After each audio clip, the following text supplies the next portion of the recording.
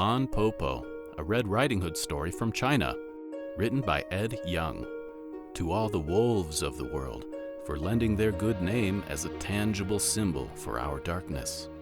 Once, long ago, there was a woman who lived alone in the country with her 3 children, Sheng, Tao, and Paozi.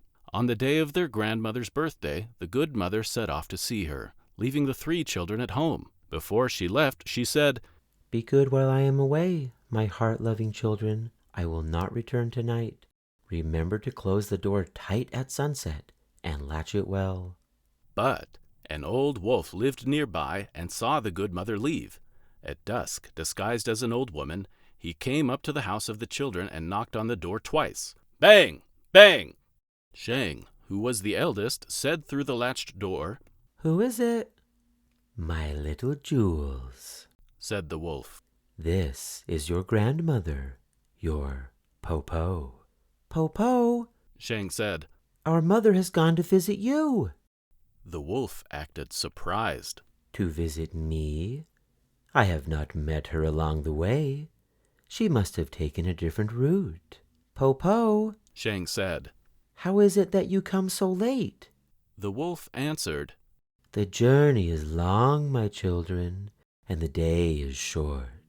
Sheng listened through the door. "Po Po," She said, "Why is your voice so low? Your grandmother has caught a cold, good children, and it is dark and windy out here.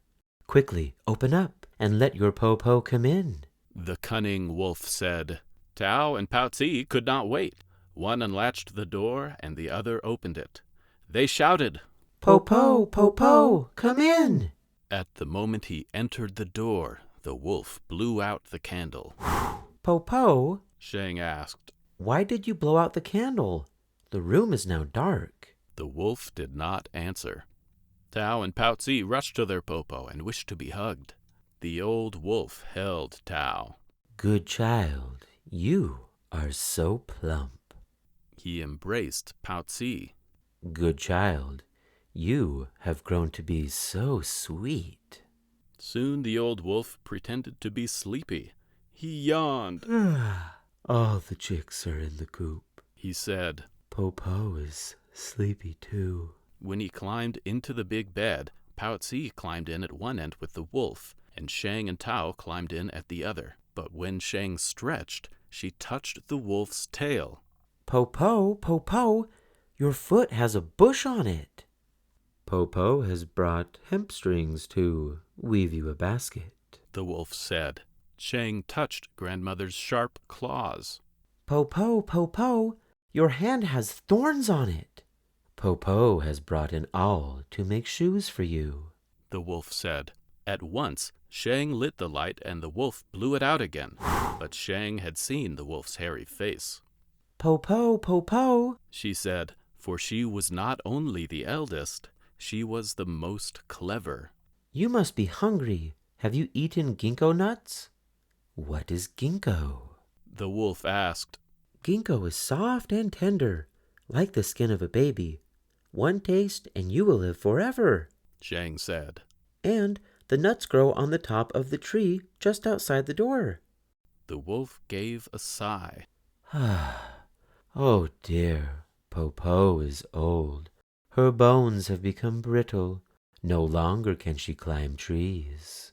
"Good Po Po, we can pick some for you," Sheng said. The wolf was delighted. Sheng jumped out of bed, and Tao and Paozi came with her to the ginkgo tree. There, Sheng told her sisters about the wolf, and all 3 climbed up the tall tree. The wolf waited and waited. Plump Tao did not come back. Sweet Paozi did not come back. Sheng did not come back, and no one brought any nuts from the ginkgo tree. At last, the wolf shouted, "Where are you, children?" "Po Po," Sheng called out. "we are on the top of the tree eating ginkgo nuts." "Good children," the wolf begged. "pluck some for me." "But Po Po, ginkgo is magic only when it is plucked directly from the tree. You must come and pluck it from the tree yourself." The wolf came outside and paced back and forth under the tree where he heard the 3 children eating the ginkgo nuts at the top. "Oh, Po Po, these nuts are so tasty. the skin so tender. Shang said. The wolf's mouth began to water for a taste.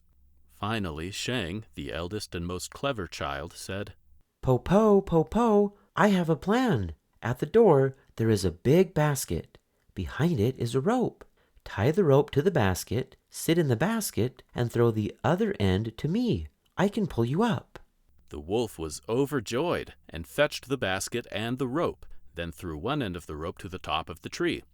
Shang caught the rope and began to pull the basket up and up. Halfway she let go of the rope, and the basket and the wolf fell to the ground. I am so small and weak, Po Po. Shang pretended. I could not hold the rope alone. This time I will help. Tao said.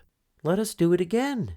The wolf had only one thought in his mind, to taste a ginkgo nut.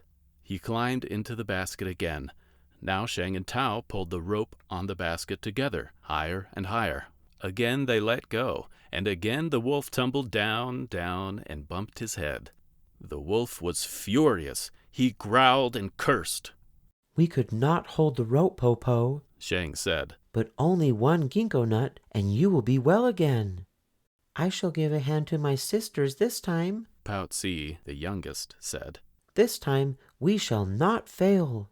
Now the children pulled the rope with all of their strength. As they pulled, they sang, Hi-yo, hi-yo. and the basket rose straight up, higher than the first time, higher than the second time, higher and higher and higher until it nearly reached the top of the tree. When the wolf reached out, he could almost touch the highest branch. But at that moment, Shang coughed, and they all let go of the rope, and the basket fell down and down and down. Not only did the wolf bump his head, but he broke his heart to pieces. Po Po! Shang shouted, but there was no answer. Po Po! Tao shouted, but there was no answer. Po Po! Poutsy shouted. There was still no answer. The children climbed to the branches just above the wolf and saw that he was truly dead. Then they climbed down, went into the house, closed the door, locked the door with the latch, and fell peacefully asleep. On the next day, their mother returned with baskets of food from their real Po Po, and the three sisters told her the story of the Po Po who had come. The end.